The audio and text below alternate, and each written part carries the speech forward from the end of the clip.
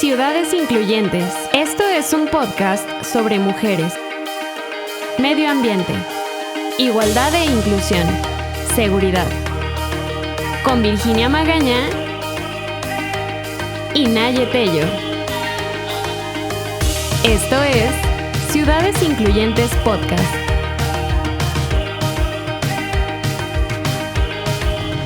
Hola, ¿cómo están, amigas y amigos de Ciudades Incluyentes? Como ya es una costumbre, estoy acompañada por Naye. Hola, Naye, amiga. ¿cómo estás? ¿Qué tal? Muy bien, ¿ustedes? ¿Qué tal? También bien, ya con ganas de podcast. Ya tenemos un ratito, ¿verdad? Que no estábamos por acá. Las invitadas se hacen del rogar. Naye, pues hoy es un tema, creo que sumamente preocupante, ¿no? Yo hablaría de mucha preocupación de lo que sucede en nuestro país, pero especialmente en nuestro estado, que afecta a muchas familias, y no solamente afecta a las familias, sino que también afecta a una sociedad y crea un ambiente de mucha desconfianza, violencia, miedo, terror.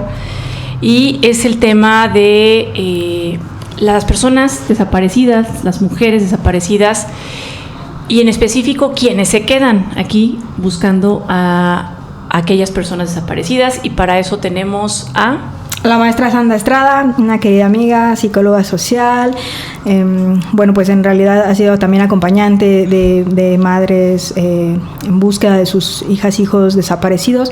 Pues muchas gracias, Sandra, por estar acá con nosotras compartiendo un ratito en Ciudades Incluyentes. No, pues al contrario, muchas gracias por la invitación a ambas. Gracias, Sandra. Pues yo creo que son muchos aristas, ¿no, Sandra? Yo creo que son muchas formas de abordar el tema de desaparecidas, quienes se quedan buscando a aquellas personas que de un día, de un minuto para otro, simplemente es una paradoja porque no existen, pero la inexistencia no es real, ¿no? Hay como ahí una dificultad, porque el desaparecido no es un muerto. La desaparecida no es alguien que podamos constatar que realmente ya no está. O sea, es seguramente, y siempre que imaginamos esa sensación de quienes se quedan buscando a alguien que desaparece, ha de ser algo, yo lo pienso, y la palabra la utilizo con toda la intención, ha de ser terrorífico, ¿no? El poder vivir, el que un ser querido, una persona querida desaparezca. Creo que podemos abordarlo desde muchas miradas. ¿Qué te gustaría que comenzáramos a platicar de este tema complejo, Sandra? ¿Desde dónde? ¿Desde qué mirada? Bueno, tal vez justo decir que una persona desaparecida pues existe para sus seres queridos, aunque materialmente no se la pueda encontrar, no se la pueda localizar, ¿no? La desaparición pues es un problema en México que ha ido creciendo, que tiene pues sobre todo desde el 2012 ha tenido cifras muy altas, al principio en estados como Nuevo León, Veracruz, pero en el caso de Guanajuato, de 5 años para acá, pues las cifras han ido creciendo, ¿no? Y como dices, pues presenta un escenario de mucha incertidumbre para quienes están con esta persona, están con esta persona, su familiar, y de pronto, ¿no? ya no le pueden ver, ya no saben dónde está. Y pues acá lo que surge es este vacío de la búsqueda, ¿no? O qué hacer, ¿no? Después de que la persona no está. Y sí, en Guanajuato pues tenemos muchos casos, y en la mayoría de las personas buscadoras pues son mujeres.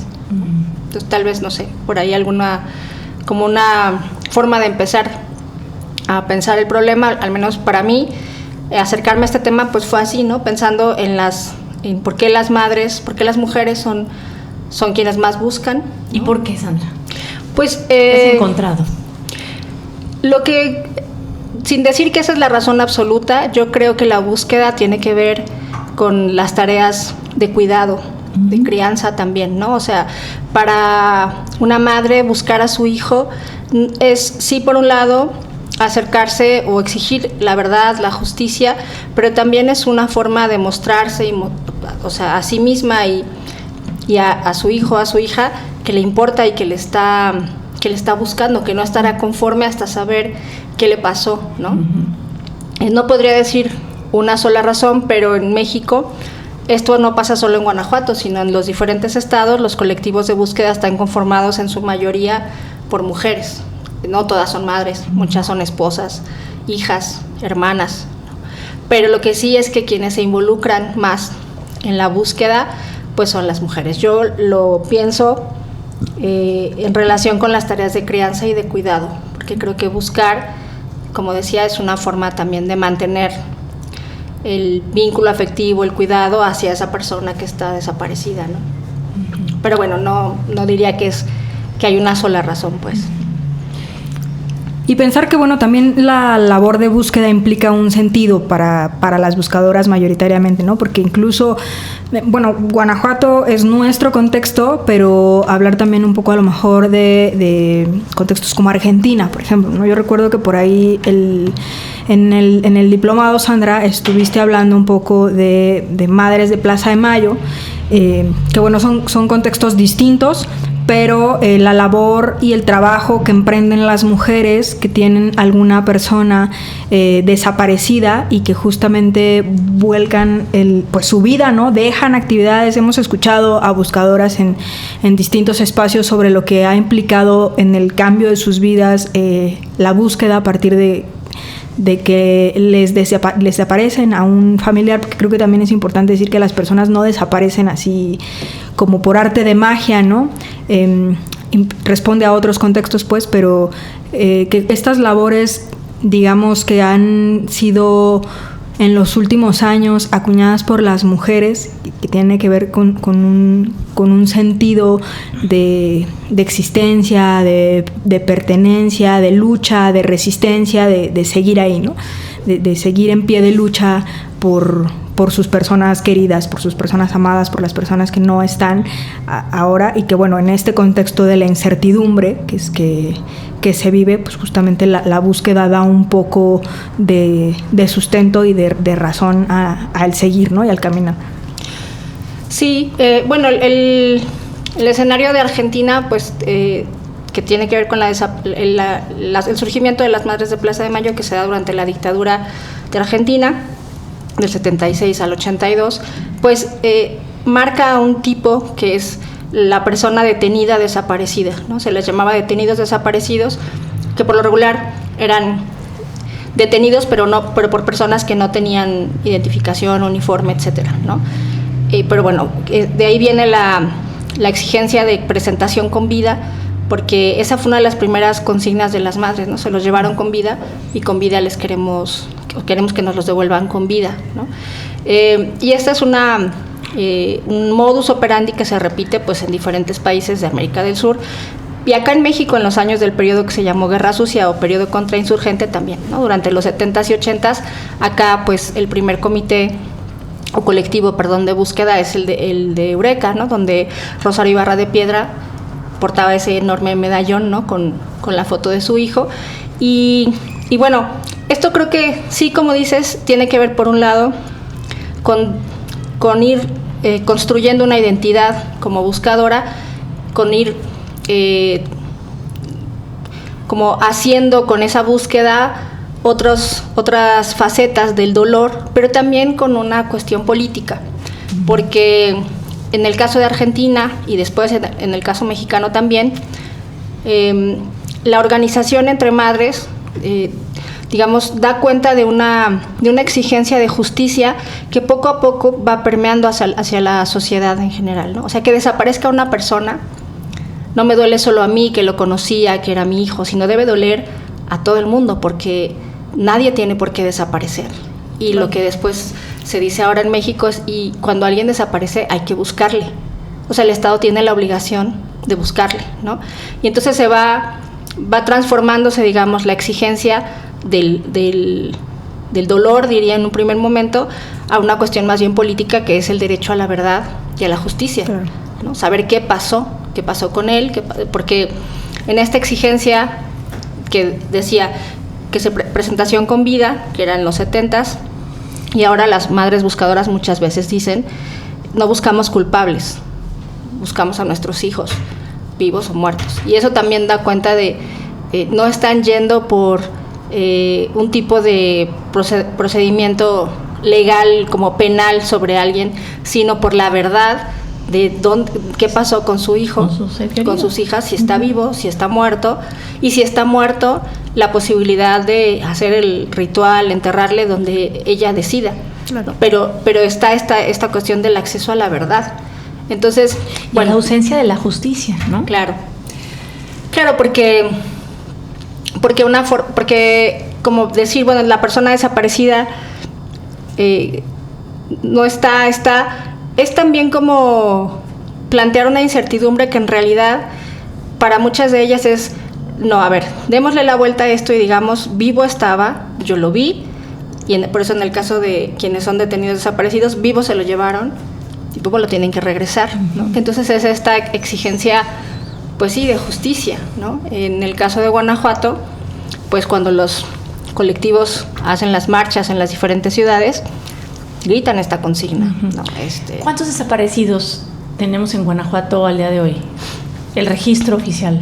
Pues según las cifras oficiales hay más de 3,000, pero con un incremento así exponencial en los últimos 5 años, ¿no? El investigador Fabricio Loruso ha llevado muy bien una cuenta y pues de acuerdo a esos datos, que son los registros oficiales, hay más de 3,000 personas, pero Guanajuato tiene un contexto de violencia que también ha ido creciendo, ¿no? Entonces, la violencia, digamos que inhibe las denuncias, porque muchas personas en el Estado no hacen la denuncia por el miedo de tener alguna represalia o que sean extorsionados, y entonces podemos decir que esa cifra de 3,000 en realidad es la cifra oficial, pero que hay una cifra negra, ¿no? O una cifra que no podemos... Que podrá duplicar esos 3,000, sí, ¿no? que no podemos saber de cuántas personas son, porque la cifra es a partir de las denuncias, ¿no? Hay otro tema, Sandra, que al igual que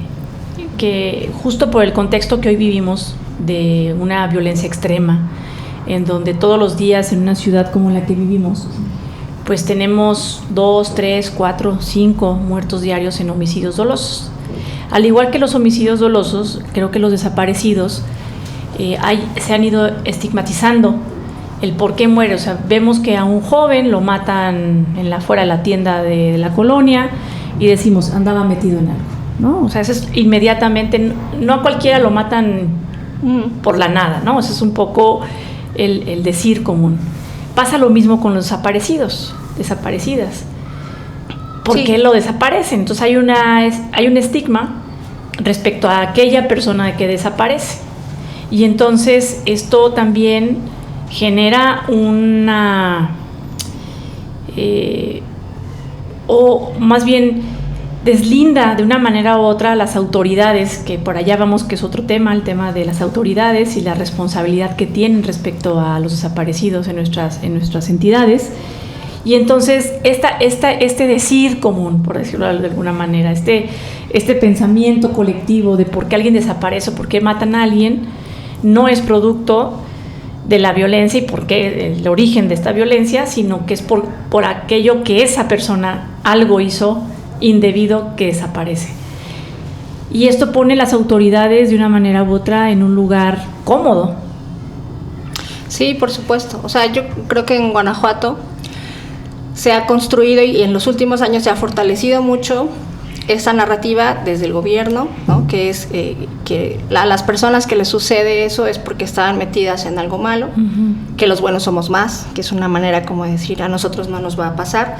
Pero esto es una narrativa que desde el 2012, cuando Felipe Calderón inicia la guerra contra el narco, pues hace también que suene esta figura del narco y que entonces sirva como un prefijo, digamos, que va a ir abarcando cada vez más cosas, ¿no? Entonces, ahora se habla, por ejemplo, de narcofosas, narcomantas, y no digo que no estén involucradas cuestiones vinculadas al crimen organizado y al narco, pero también creo que cada vez decir narco tal, pues va como desdibujando el derecho de esa persona a ser buscada y el derecho de sus familiares a buscarle, ¿no? Porque yo he escuchado a algunas madres decir, ¿y si mi hijo tiene cuentas que pagar, que las pague en un juicio? Sí, pero no muerto. Y no desaparecido. En este caso desaparecido. Ajá, ¿no? Entonces, pues creo que por ahí también, ¿no? Como da para pensar cómo en diferentes lugares, en este caso Guanajuato, pues la sociedad también ha ido como introyectando esta cuestión de reaccionar con ese estigma, ¿no? De suponer que la persona desaparecida hizo algo. Después estaría también que pensáramos, bueno, ¿por qué supone que si alguien hizo algo, entiéndase, vender algún tipo de droga, consumir algún tipo de droga, si eso amerita una cuestión como la desaparición, ¿no? ¿Y por qué eso va a quitarle el derecho a su madre, por ejemplo, de encontrarle y si está muerto, enterrarle, ¿no? Entonces, bueno, creo que van muchas cosas ligadas, pero sí, una de las problemáticas que vivimos en este estado y que viven las personas buscadoras, pues es esa revictimización. Van a las autoridades, ponen la denuncia y muchas veces reciben caras o exclamaciones como pues le hubiera cuidado mejor, porque en qué andaba, ¿no? O qué información me trae, culpa, sabe algo más, pero a ver, me está ocultando algo. Y entonces las tratan como si tuvieran ellas que dar información y bajo este supuesto, ¿no? Y también insertar la culpa, ¿no? Sí, eso es muy fuerte, la culpa, por supuesto, de que ellas algo dejaron de hacer como madres, ¿no? Entonces, pues bueno, creo que esa cuestión del estigma y la revictimización no ocurre solamente en Guanajuato, por supuesto, pero sí aquí, yo sí puedo decir que ahora pues es algo que viven constantemente, ¿no? Las familias y en concreto las madres o las mujeres buscadoras. Y que es un poquito como lo retrata esta película de Natalia Bernstein, ¿no? Ruido, en el peregrinar que hace la protagonista de institución en institución, pues que al final es un camino, ¿no? de la búsqueda o la exigencia de justicia, pero que habla también de la omisión del Estado, ¿no? O sea, el que haya 3,000 y cacho personas desaparecidas en Guanajuato de manera oficial, habla de una omisión del Estado, porque el Estado tendría que primero procurar que eso no sucediera, que no hubiera un escenario de desapariciones, y segundo, que si ya está ocurriendo, pues esas personas fueran encontradas, ¿no? Que el Estado tendría en primera instancia que buscarles y no los colectivos y no las madres, y que finalmente todas esas personas, ¿no? Que hacen labores de búsqueda, de cuidado, de activismo, de petición de justicia, terminan haciendo una chamba que le toca al Estado, pero que el Estado, mediante la estigmatización de las personas, un poco se lava las manos, ¿no? Como lo hace en muchos otros casos, estigmatizando a las víctimas, como lo hace con los feminicidios, como lo hace con el abuso sexual, ¿no? Y como muy concretamente lo viene haciendo Guanajuato con las personas desaparecidas y sus familias, ¿no? Y entonces, Sandra, ¿cuál es esa labor que el Estado no está haciendo, esas tareas que el Estado no está procurando? Porque a mí me queda claro que la desaparición es algo que nos puede pasar a cualquier persona en cualquier momento viviendo en este estado, ¿no? En cualquier lugar. Nadie estamos exentos de desaparecer o de que una de nuestras personas cercanas desaparezca en el Guanajuato de hoy, ¿no? Y más con esta cifra exponencial que se viene creciendo o sea, sí. Es como un pico, ¿no? Evidentemente las desapariciones no son de ayer, ¿no? Hay un contexto desde hace varios años, pero lo cierto es que, como lo dice Sandra, los últimos 5 años han sido un pico exponencial importante de casos de desapariciones, y que son las familias, ¿no? En Guanajuato hay 20 platicábamos colectivos integrados por muchísimas familias que están buscando a sus personas desaparecidas y que están haciendo un papel que tendría que hacer el Estado en teoría, ¿no? Entonces, ¿cuáles son estas omisiones que el Estado, me parece un poco, pues de manera deliberada, está no haciendo, ¿no? O está incurriendo en no procurar un clima donde no exista la desaparición, pero como ya está, en no buscar a las personas? Bueno, pues por un lado está esto que dices, hay zonas en Guanajuato que ya están bien identificadas, que tienen los números absolutos más altos de desaparición: Irapuato, León, Celaya. Pero luego hay comunidades pequeñas donde los números relativos son muy altos, es decir, que si ya se toma el número de personas desaparecidas en relación o proporcionalmente a la población de esa localidad, pues se vuelve muy alto. Ese es el caso de Villagrán, por ejemplo, o fue el caso de Salvatierra en algún momento. Entonces ahí diría yo, una de las cosas que el Estado no está haciendo es reconocer esto y entonces tomar acciones de prevención específicas, concretas para estos lugares, ¿no? O sea, porque si ya se sabe que los datos o que la incidencia es así de alta, pues habría que tomar acciones como muy concretas. Pero creo que para hablar más de las madres o de las mujeres buscadoras, retomaría esta segunda parte de la pregunta que hacías, ¿no? Ya cuando la persona ha desaparecido,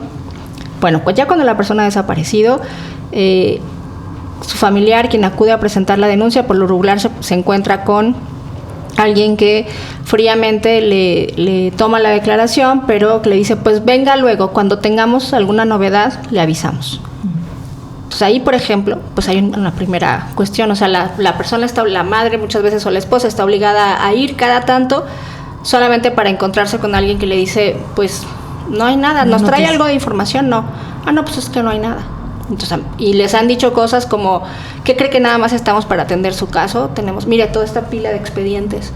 Entonces, pues no, o sea, cuando hay algo, ¿que a poco cree que es tan importante? Y es que en realidad no los están buscando. Pues evidentemente no los están, porque tampoco hay eso, ¿no? Ajá. Que uno ve, por ejemplo, pues en las series gringas o así, que hay toda una cuestión de búsqueda, como una labor detectivesca, ¿no? Eso no existe, porque podrían decirle, mire, hicimos esta ruta de búsqueda, no encontramos, pero también hicimos esto, pero la respuesta es, no hay novedades. Entonces, ahí una cosa es, pues, buscar, así como se oye de simple, eso, buscar. Pues es que es un tema de procuración de justicia. Sí. ¿No? O sea, eso podríamos hablar que eso es, o sea, tú si te pones a buscar a alguien que está desaparecido, o sea, no se procura. Sí, no se les... Creo que tiene que ver justo con el acceso a la justicia, ¿no? Pero luego, por ejemplo, Guanajuato, como el país, también tiene una cuestión de crisis forense. Es decir, desde que está funcionando la Comisión Estatal de Búsqueda, pues ha habido muchas fosas clandestinas, no me recuerdo si 200, muchos lugares, ¿no? De inhumación que fueron clandestinos y no hay un proceso ágil de identificación de los cuerpos. Y entonces lo que yo he podido escuchar de historias de las señoras es, por ejemplo, alguien que en una fosa encuentran pues positivos, que es como se les llama cuando hay restos, y 6 meses después le dicen que sí hubo un match entre su ADN y el de alguno de los 6 meses. Y 10 meses después, bueno, de que empezó la fosa, o digamos de que le avisan, 4 meses después, recién ahí le entregan los restos. Eso es algo que tiene que ver pues con esta no diligencia en la actuación, claro, ¿no? Porque si ya tiene todo para hacer la identificación, pues que no sea ágil, y luego la entrega que no sea ágil. Y hubo casos, sobre todo hace un par de años, donde además la entrega pues era en condiciones de no dignidad ni para la madre que recibía o para la esposa, ni para los restos que estaban siendo entregados, ¿no? O sea, de no avisarles, en fin. Eso creo que ha mejorado un poco, pero bueno, siguiendo con qué no hace, pues en Guanajuato presumen mucho un laboratorio forense, pero lo que las familias siguen diciendo es meses tardan, y hay muchos restos ya inhumados o exhumados, o sea, que ya fueron sacados, digamos, de las fosas y que todavía no son identificados. Y la otra cosa que quería decir es, ha habido casos, no pocos, varios, de personas que hacen peregrinar de buscar en los hospitales, en los CEMEFOS, y les dicen no está, y que 6 meses después, 8 meses después, 2 años después, les llaman para decirle, oiga, aquí está. Pero ¿cómo si yo vine esta y esta vez? Pues es que no, pero aquí estaba. Entonces el sufrimiento que implica para una madre pensar que su hijo, el cuerpo de su hijo, pues, o su hija ha estado ahí en el CEMEFO, en un refrigerador, sin poder ser ni siquiera reconocido, y el sufrimiento, ¿no?, de la familia. Y esto ha pasado varias veces en Guanajuato. También ahí tiene que ver con o sea, no solo no buscar, como hacer estas labores de investigación, sino incluso en sus propios son descuidos, en el propio CEMEFO, en sus propios expedientes, ¿no? O sea, es una cosa Creo que sí, que tiene que ver, bueno, decía yo ineptitud, creo que es mucho más que eso, pero Sí. pues así, ¿no? Como estas muestras que yo he escuchado de las historias de las madres. Tú tienes cercanía, has acompañado a muchas madres, mujeres buscadoras, ¿no, Sandra? ¿En qué momento podríamos hablar que las autoridades se vieron rebasadas y las mujeres, porque tú hablabas que en su gran mayoría son mujeres, tienen que tomar este papel de buscadoras, ¿no? Y en qué momento también estas mujeres hoy se encuentran en un gran riesgo? O sea, hoy vemos estos casos, ¿no? Son mujeres que están buscando a su ser querido, y hoy estas mujeres también están expuestas a un gran riesgo con una falta de seguridad del mismo Estado, que aparte ellas ya son víctimas, ¿no? Por haber perdido y tener desaparecido al ser querido, y ahora ellas requerirían protección y no la tienen tampoco, ¿no? ¿Cómo leemos esto?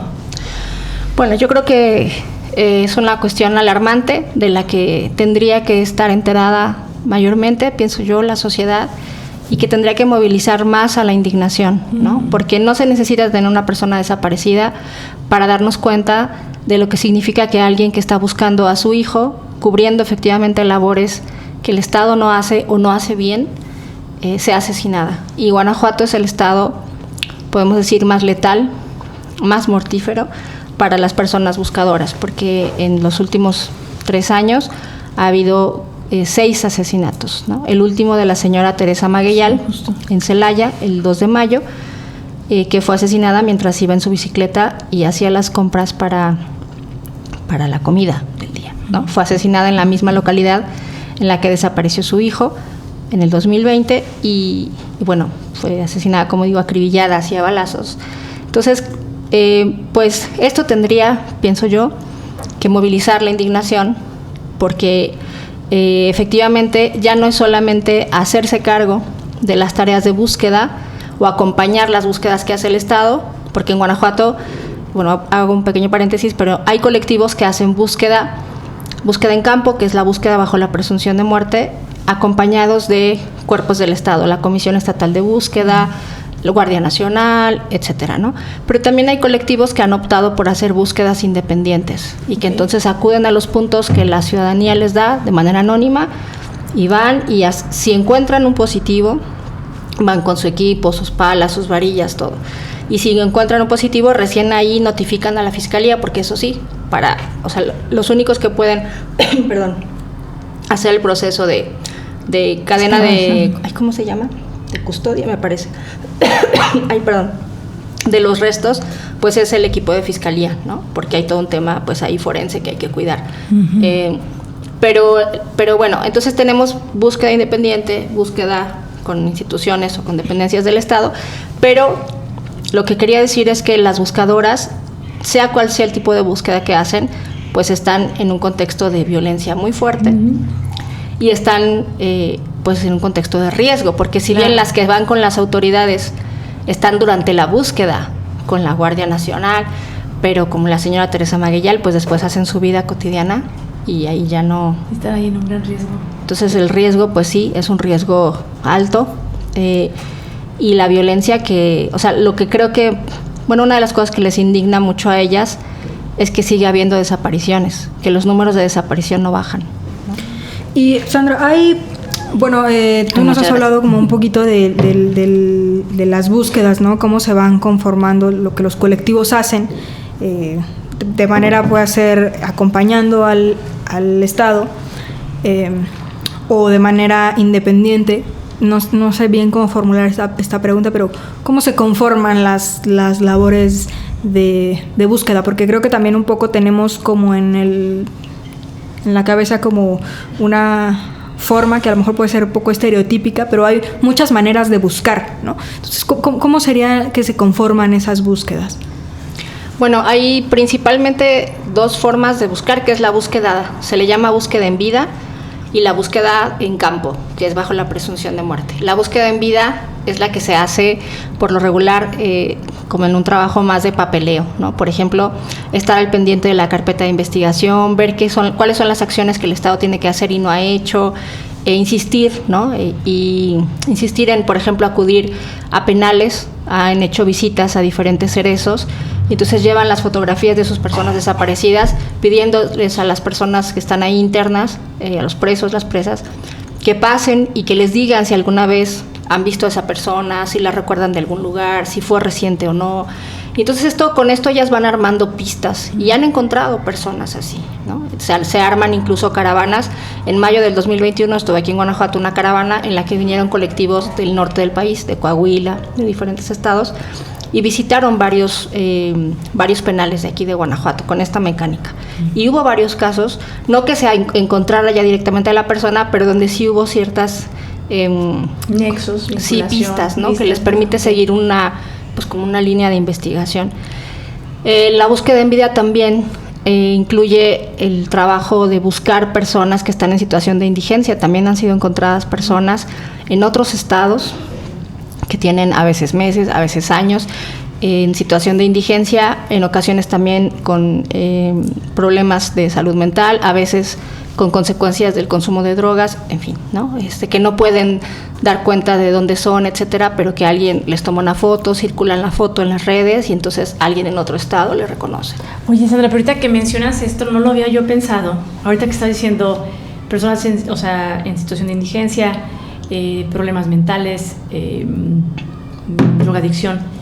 Creo que esa era yo recuerdo de niña, que cuando alguien desapareciera, como era lo que teníamos construido, si alguien desapareciera, que estaba como en esta situación. Pero hoy la construcción social que tenemos no es así.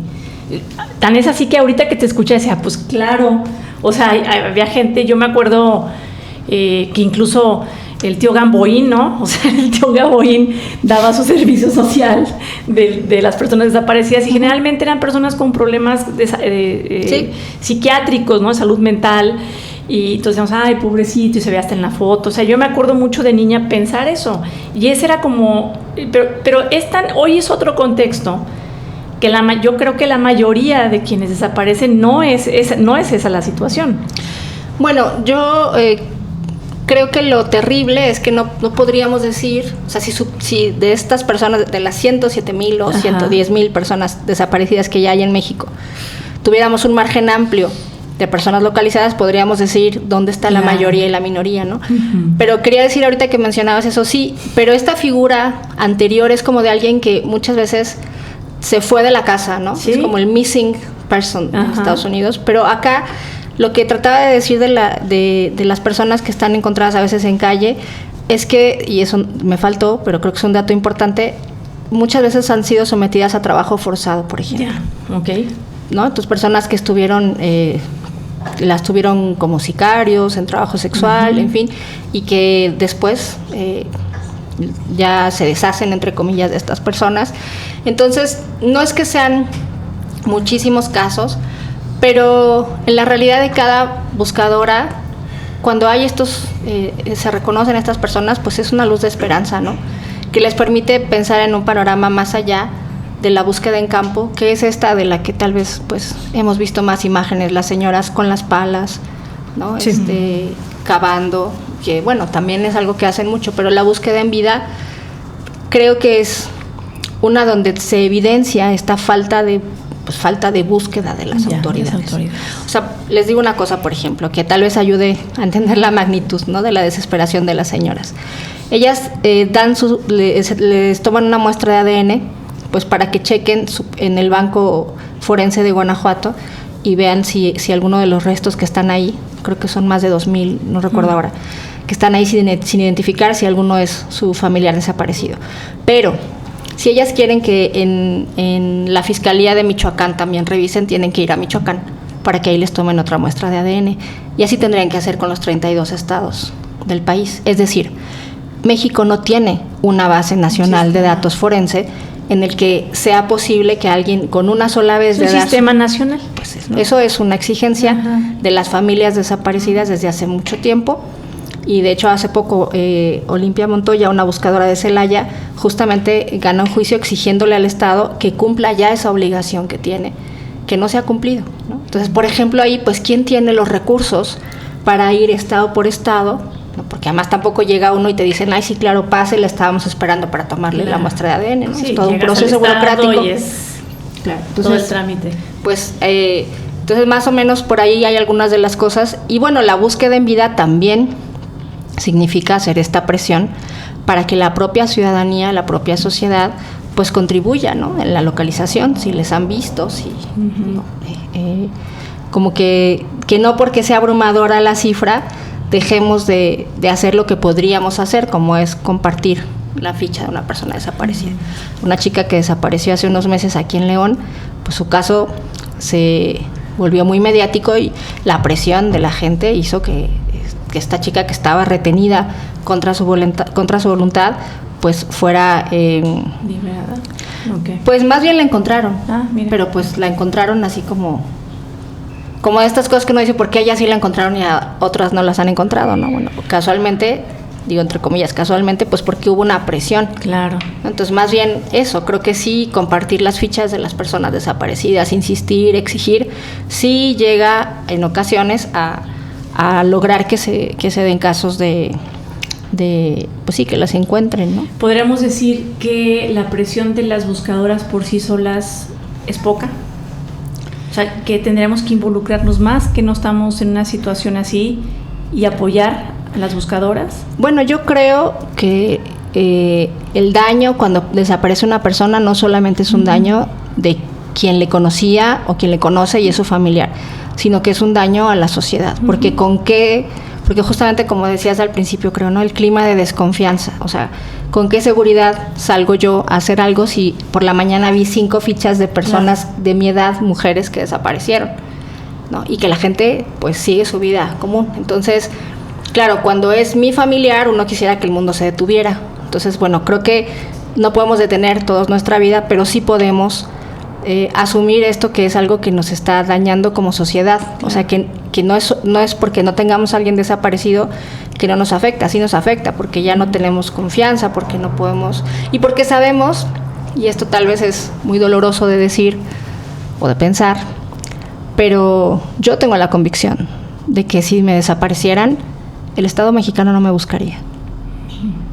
Que quienes tendrían que buscarme son mis familiares, mis amigas, y pues eso es terrible, porque se supone que el Estado tiene esa función, entre otras, ¿no?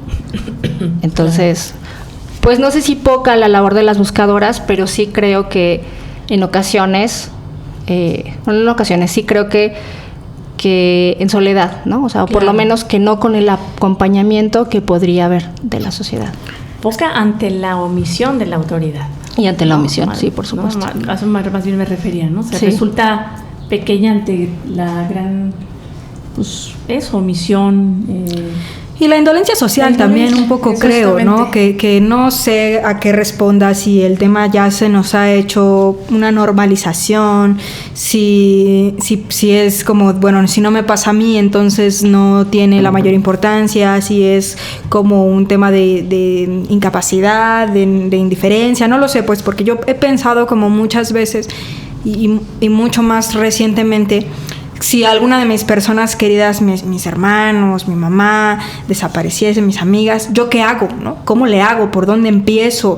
Que no, la verdad es que no tengo ni idea también un poco como de eso, pero como claro, ¿qué podemos hacer todas las personas? Y un poco como con también una convicción ética, ¿no? De la responsabilidad que tenemos de acompañar de alguna manera a los colectivos de búsqueda, a las madres buscadoras en esta labor, porque a mí una cosa que me resuena mucho es esta frase de las personas desaparecidas nos faltan a todas y a todos, ¿no? No es como, bueno, no es mi hijo, no es mi hermano, no es mi problema, ¿no? Y creo que justamente estas búsquedas en soledad, ¿no? Sin un mayor acuerpamiento, están generadas también por un clima mucho de indolencia social que no sé tanto que responde a la normalización de la violencia que también tenemos en Guanajuato. Creo que un poco nos hemos estado acostumbrando, ¿no?, a vivir en este clima de violencia, de violaciones a derechos humanos, de inseguridad, como hasta un poco de miedo, ¿no? Y claro, pues tú lo decías, Sandra, ¿no?, como compartir una ficha de búsqueda, que son cosas que no te quitan 2 minutos de tu día a día, pero ¿qué otras acciones podríamos hacer? ¿Qué necesitan los colectivos de búsqueda que no están encontrando a lo mejor en el Estado, o cómo más se les puede apoyar en la parte social, digamos? Bueno, yo creo que una labor importante es contribuir a la no revictimización, y eso lo podemos hacer en las conversaciones con amigas, con amigos, con familiares. En esto que decías, ¿no? Hay un caso desaparecido y la gente suele reaccionar diciendo, bueno, seguro en algo andaba. Bueno, ahí nosotros podemos decir, saben que hay muchos casos, ¿no? O sea, yo ahora tengo en la mente pues el caso de una señora de Acámbaro que pudo reconocer a su hijo antes de la prueba de ADN porque todavía tenía puesto el uniforme. Y se lo llevaron de la parada del camión cuando volvía de la prepa, ¿no? Y entonces, por supuesto, para todas es doloroso, pero para ella, por ejemplo, que inmediatamente asocien que su hijo en algo andaba cuando su hijo estaba en la prepa, en fin, ¿no? Tiene una historia así, pues un muchacho como cualquier chico, sí, un buen chico, si podemos decir. Y entonces creo que esa es una labor que a veces podría parecer que no hace mucho, pero que en realidad sí, ¿no? Contribuir a la no revictimización, a la desestigmatización. Otra, pues bueno, esta de compartir efectivamente los perfiles, las fichas de búsqueda, estar, no digo que todos los días leyendo los datos, pero sí un poco al día, porque en los distintos canales que hay de participación ciudadana, pues este es un tema que se debe trabajar, ¿no? Es un tema que se debe tratar con los que están en el ayuntamiento, pues ahí, los que están en la Cámara de Diputados, pues ahí, los que tienen, no sé, representantes políticos, también allí, ¿no? En las escuelas, o sea, como hablar del tema. Tampoco, insisto, no todo el tiempo, pero sí, o sea, no darle la vuelta, pues, ¿no? Porque de diferentes formas, pues, se van acercando alternativas de solución. Y después, como de forma muy concreta, pues hay colectivos que tienen brigadas de búsqueda independiente. En el caso de Guanajuato está el colectivo Hasta Encontrarte, que está en Irapuato, el colectivo Una Luz en Mi Camino, que también está en Irapuato, y el colectivo Una Promesa por Cumplir, al que pertenecía la señora Teresa Magueyal, que fue asesinada. Y estos colectivos tienen una brigada de búsqueda que hace búsquedas independientes, y por ejemplo a esas brigadas pues se les pueden acercar equipos que son caros, como guantes, ¿no? Porque para ir removiendo la tierra cuando ya está cerca de los restos, palas, varillas, en fin, ¿no? Las cosas que utilizan, yo no podría ahora enumerarlas porque no las sé todas, pero bueno, por ejemplo, una amiga hizo una campaña de donación en su escuela, entre el alumnado, pues reunieron varias cosas que van a ser importantes, es una donación importante pues para la brigada, ¿no? Sueros, o sea, no sé, como ellas, habría que contactarlas y ellas te dicen, bueno, ahorita lo que nos hace falta es esto, ¿no? Por ejemplo, yo pensaba que pico y pala, y un día me dijeron, no, pero ya lo que nos hace falta más bien son palas chicas porque se nos van rompiendo, ¿no? Entonces, bueno, solo contactándolas, pero bueno, ya tienen perfiles en las redes sociales, y bueno, se puede hacer eso. Y la otra creo que es muy importante, pues la incidencia también legislativa. En Guanajuato hay compromisos que tienen que ver con la ley de búsqueda y desaparición de personas que no se han cumplido, ¿no? Como esto que decía de la identificación forense, pues por ahí también se puede hacer, ¿no? Claro. Presionar a los diputados, no sé, para que haya otra vez una presión, en fin. Bueno, no sé, creo que sería muy larga la lista, pero creo que en general hacernos cargo del problema, ¿no? Porque la analogía que voy a hacer tal vez es trivial, pero lo digo con cierta distancia, pues, pero así como hacerse cargo del problema ambiental, ¿no? Por supuesto, mi responsabilidad no es la misma que la que tiene una empresa, como una empresa que daña los mantos acuíferos. Pero bueno, yo, ¿qué puedo hacer? Lo que puedo hacer, lo hago. Y creo que igual acá, ¿no? Bueno, no darle la vuelta, sino decir, bueno, no tengo un familiar desaparecido, pero está este problema, ¿qué puedo hacer? ¿No? Y ahí Y hacer consciente esto que hemos comentado, ¿no? O sea, que no es un problema individual, no es un problema de una familia, de una persona, como pasa con la violencia contra las mujeres, como pasa con el abuso sexual, como pasa con un montón de temas que pensamos que solamente hasta que lo tenemos en casa es un problema. Y que son problemas, son situaciones complejas que se expande al resto, ¿no? No se queda ahí encapsulado en una familia, ¿no? No se queda, es como los feminicidios, matan a una mujer y todas morimos de miedo. O sea, el mensaje es para todas, ¿no? Y lo mismo con una desaparecida, es el miedo a salir solas, es el miedo a no transitar libremente, ¿no? Por las calles, el sentir que mi ciudad no es segura, o sea, y todo lo que eso implica. O sea, sonaría muy simple decir, mi ciudad no es segura, pero eso tiene serias implicaciones incluso en el desarrollo de las personas, de nosotras, ¿no? Y de nuestro bienestar y nuestra salud mental en general, ¿no?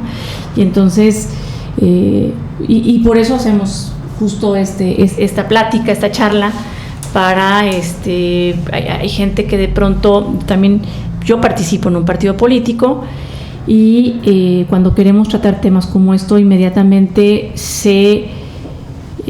habrá gente que pueda tenerlo, busque la oportunidad política, pero también participamos muchas personas en las que sí somos sensibles a estos problemas, y entonces también cómo de pronto se nos convierte en una barrera incluso participar en la vida pública, el podernos sensibilizar, porque también ya no hay confianza en que podamos tener sensibilidad con estos temas.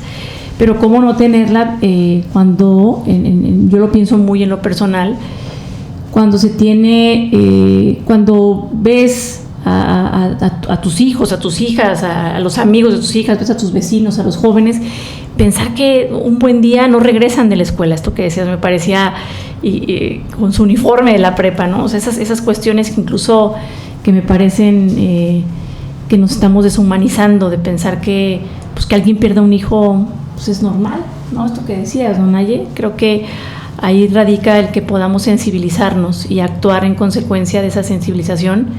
Creo que es algo que se tiene que convertir en un deber por el contexto que hoy vivimos, ¿no? En general, de las violencias que el desaparecer a alguien es una forma de violentar a esta sociedad, ¿no? Sí, por supuesto, nos violenta a todos. Y luego el no buscarle también. Todo más. Sí, porque una de las cosas que se argumentan es, quienes les desaparecen son parte del crimen organizado. Bueno, sí, muchas veces, pero el Estado, como decíamos, pues tiene la obligación de buscar. Claro. Y de decirte, mire, pasó esto. Y eso no está ocurriendo, o al menos no en la medida que lo necesitan las familias buscadoras. Sandra, un poco, creo que el tema da para un montón de cosas y de tiempo, ¿no? Pero un poco como para ir cerrando y redondeando la idea. El bordado, las actividades de bordado que hacen los colectivos de búsqueda, las madres, qué se hace con el bordado, cómo resignifica el bordado, qué pasa cuando bordas, cuando las mujeres bordamos, las que bordan. Bueno, con Paulina Quintana iniciamos una colectiva que se llama Bordamos Memoria, y hemos estado yendo con diferentes colectivos de búsqueda de familiares y hacemos como espacios que les hemos llamado talleres de bordado. Pues empezamos a hacer estas actividades porque en el 2011, con la iniciativa del Movimiento por la Paz de Javier Sicilia, hubo también otros colectivos que empezaron a bordar en un lienzo, como un pañuelo. El colectivo Fuentes Rojas bordaba el nombre de las víctimas, si habían sido asesinadas con rojo y si estaban desaparecidas con verde. Y la idea era que los nombres ocuparan el espacio y que entonces una persona pudiera ver una plaza llena de pañuelos y pensar, todas esas personas son víctimas, que es muy diferente que leer una cifra que dice 1000 personas, ¿no? Y bueno, además están también quienes han bordado nombres de mujeres asesinadas en Ciudad Juárez y luego en otros lados. Y bueno, nosotras quisimos retomar esa iniciativa y pues lo que hacemos es tratar de abrir o construir un espacio colectivo con las señoras, en donde el bordado es una herramienta, sí, para para plasmar la memoria en un lienzo donde solemos primero escribir y luego bordar frases que tienen que ver con la justicia, como por ejemplo, hasta encontrarte, no desaparecen, les desaparecen, en fin, ¿no? Son distintas frases, ¿por qué los buscamos? ¿Por qué los amamos? Las frases que ellas suelen decir en las marchas. Y muchas veces ellas quieren bordar también el nombre de su persona desaparecida. Y bueno, esto nos lleva 3 horas, a veces 4 horas, y es un trabajo que no tiene fines, digamos, estéticos en el sentido de que sea muy exigente el bordado, pero sí de construir un espacio de cierta calma, reflexión y que permita construir memoria de otras maneras, ¿no? Entonces, lo que las señoras dicen es que para ellas que se sienten mejor, que se sienten que les da calma, aunque muchas lloran también, pues que es una forma de hacer con sus manos, ¿no? Hacer presente a sus hijos, a sus esposos. Una representación. Pues sí, y además el bordado tiene esto que es como muy mecánico, ¿no? Entonces, dicen algunas que es parecido a la meditación, en esta cuestión de que estás, como que te concentras ahí en lo que estás haciendo y es un movimiento así mecánico que, pues que te va sumiendo en una concentración, ¿no? Pero, más allá de eso, también como otros colectivos en otras partes de México, los bordados sirven para ocupar el espacio público y para volverse una herramienta de exigencia política. Y entonces los colectivos con los que hemos trabajado, algunos deciden llevar los bordados en las marchas, por ejemplo. Y eso, pues sí puedo decir que no solo que llama la atención, sino que marca de otra manera, ¿no? Porque una cosa es la lona con la impresión de la fotografía de la persona desaparecida y otra cosa es una manta que puede tener una impresión de la fotografía, pero que luego tiene el bordado. Eso es mucho más, pues acerca a la gente, ¿no? Y también es hecho por ellas. Entonces recuerdo el caso de una señora de Juventino Rosas que tiene su playera donde está impresa la ficha de búsqueda de su hijo, pero ella decidió bordarle con rojo arriba, te sigo buscando.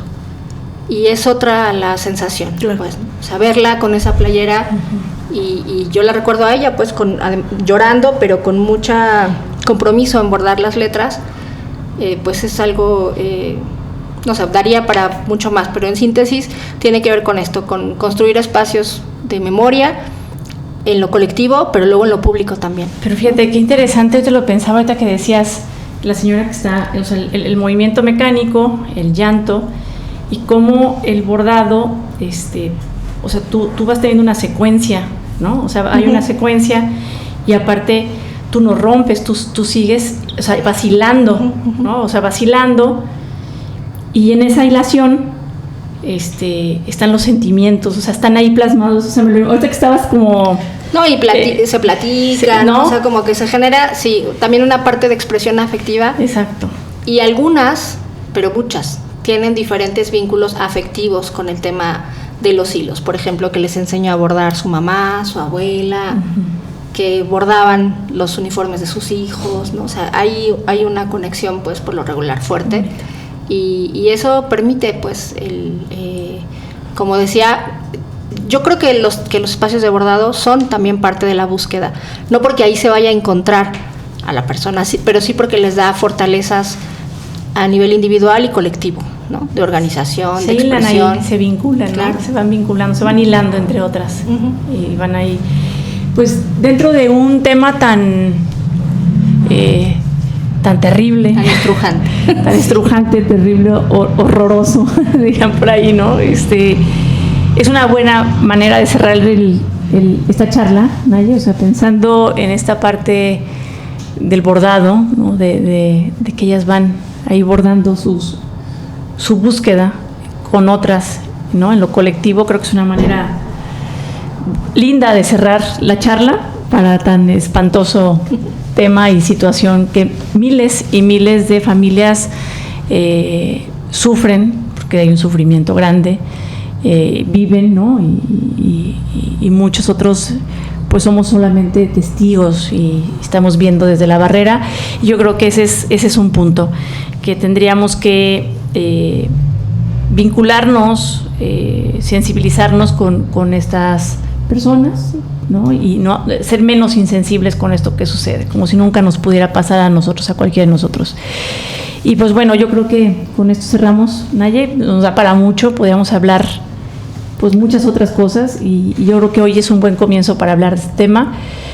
Y pues no sé si quieras cerrar con algo más, querida Naye. Pues agradecerte, Sandra, el acompañamiento a Ciudades Incluyentes y pues que un poco nos compartas y nos des como la información, porque creo que sí, muchas veces hemos estado como lejanas, expectantes, ¿no? en el tema, como dejándolo correr, pero creo que es momento de que vayamos haciéndonos un poco más cargo de una situación que, lo hemos dicho, ¿no? Nos compete a todas y todos. Entonces creo que desde muchos matices, ¿no? Desde la conciencia, desde la prevención, desde la solidaridad, desde el tejer redes con otras mujeres y también desde el tema de la defensa de los derechos humanos, ¿no? Que es a donde yo me dedico. Y pues nada, gracias por venir a compartir con nosotras. Gracias, amiga, como siempre. Gracias, Sandra. Pues gracias a ustedes. Muchas gracias. Y pues con esto cerramos Ciudades Incluyentes y no podemos pensar una ciudad incluyente si no podemos transitarla libremente y sin miedo. Entonces, sigamos pensando, analizando, hacer cada vez las ciudades donde habitamos, donde vivimos, mucho más incluyentes y más seguras. Nos vemos a la próxima.